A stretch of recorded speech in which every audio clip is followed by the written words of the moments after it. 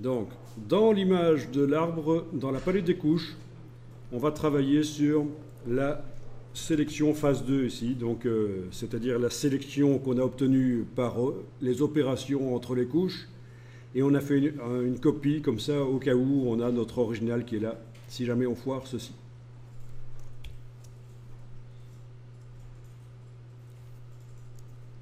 Alors il faut absolument désélectionner. Menu sélection désélectionner ou CTRL D, parce qu'il faut que j'ai accès à tous les pixels qui sont sur cette couche alpha. Et il va falloir améliorer le fond.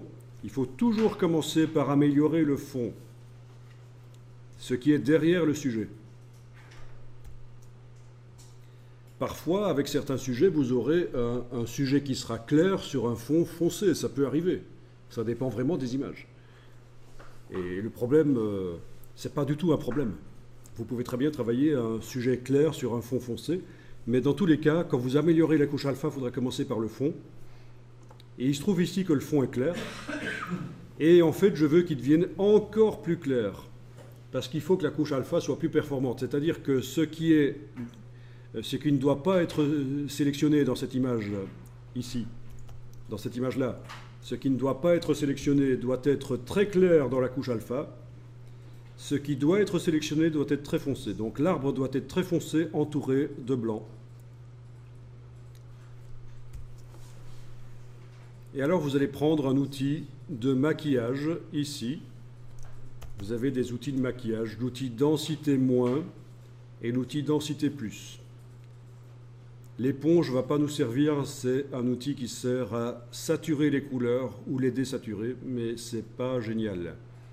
On va utiliser l'outil densité plus et l'outil densité moins.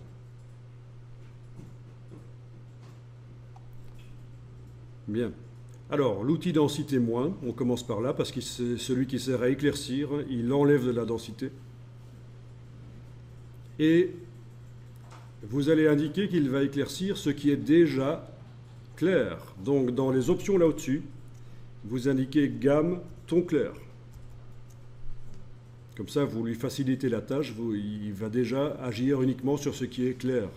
Ce qui est d'intensité moyenne, il va un peu modifier, ce qui est foncé, il ne va pas du tout modifier.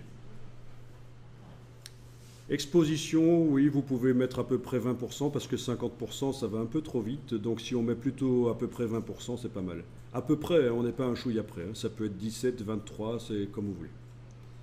Mais en tout cas, le 50% qui est d'office mis en exposition, il est un peu trop rapide. Il va agir un peu trop vite, cet outil.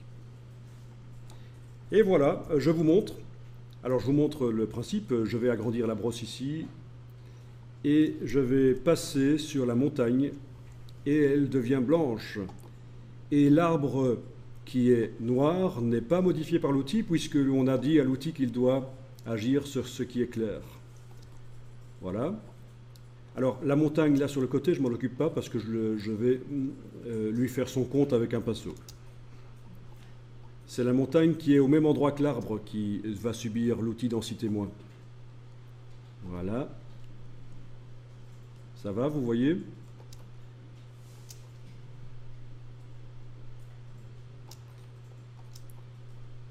Et alors, je vais essayer d'obtenir aussi du fond blanc derrière les branches ici. Si j'y arrive pas, je peux aussi supprimer les branches en dessinant en blanc sur elles après. Parce qu'en fait, il n'y a personne qui va aller checker que l'arbre a bien toutes ses feuilles.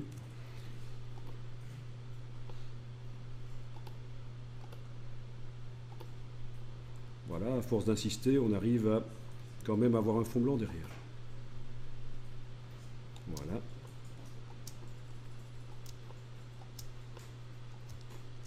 Ok. Alors vérifiez que dans l'arbre, on n'a pas des parties qui sont grises. Passez avec l'outil éventuellement là où il y a les trous de lumière dans l'arbre pour vraiment vérifier que c'est bien du blanc et pas du gris clair. Je pense que c'est bon. Là. Alors évidemment, ce genre de technique ne fonctionnera que si on a un arbre sur un fond uni. Si vous avez d'autres arbres derrière, c'est foutu. Ah oui, dans la version CC de Photoshop, on a un générateur d'arbres. Je vous montre ici. filtre rendu, vous avez un générateur d'arbres. Vous pouvez donc créer des arbres dans Photoshop. Il y a une centaine d'espèces disponibles et vous pouvez changer tous les paramètres. Des logiciels de création d'arbres, il en existe plein sur le web, même parfois gratuits. À quoi ça sert?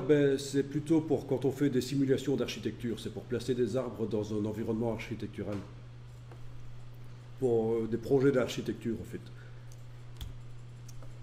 Ils peuvent être un peu photoréalistes, mais bon. Évidemment, vous n'avez pas ça dans C6. Et là, vous avez le fameux générateur de feu dont je vous avais parlé, que vous n'avez pas non plus dans C6. Donc les logiciels évoluent forcément.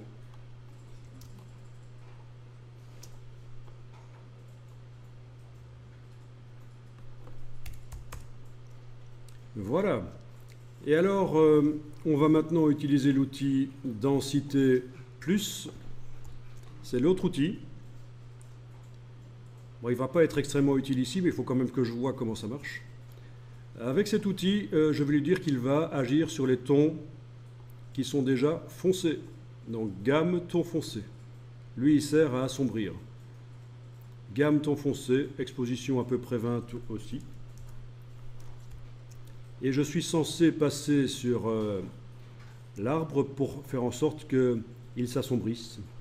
Je vous rappelle qu'on essaie d'avoir un arbre vraiment bien foncé sur un fond bien clair.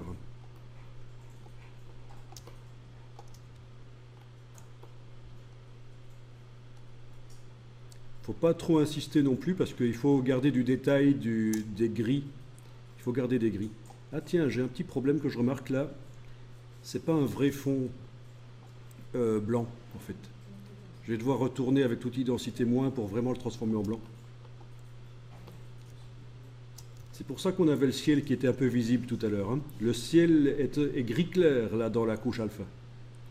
Voilà, avec l'outil densité moins, je suis revenu avec l'outil densité moins pour faire en sorte que le ciel devienne vraiment bien blanc.